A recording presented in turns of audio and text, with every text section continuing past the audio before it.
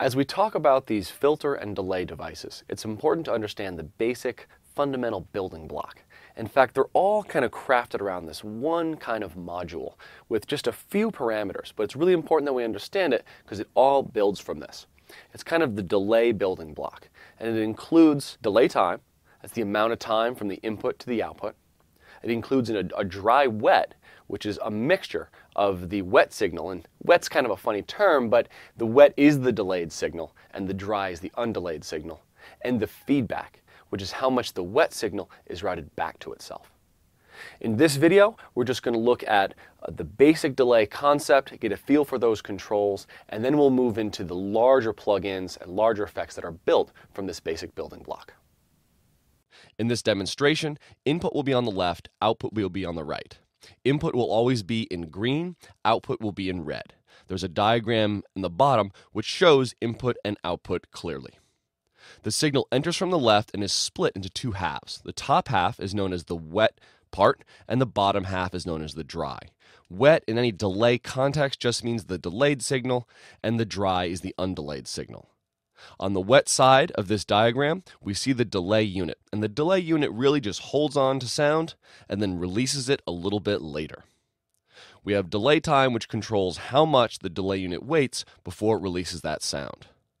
The dry-wet control at the end allows us to blend between the dry undelayed signal and the wet delayed signal, and the feedback control routes the delayed signal back to its input so that the delays can repeat over time. Throughout this video, I'll be using a simple sound. Let's hear it. In the display, we're seeing the green and red trace are exactly the same.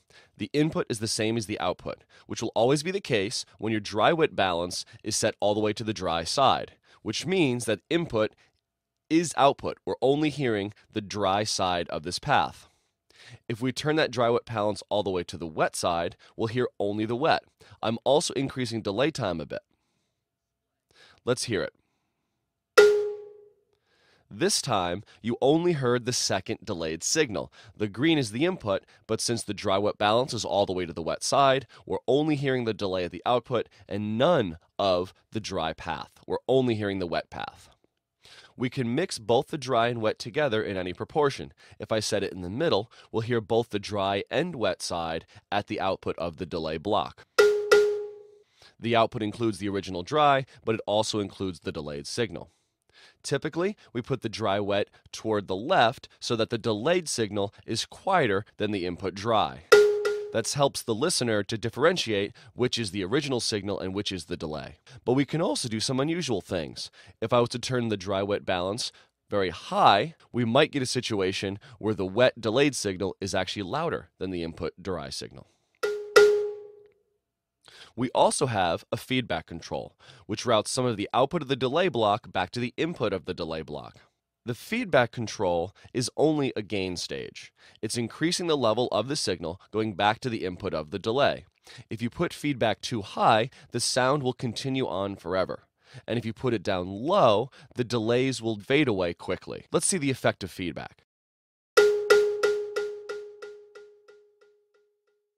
Now, we get a series of repeats. If I lower the delay time down, those repeats will be closer together. If I increase feedback,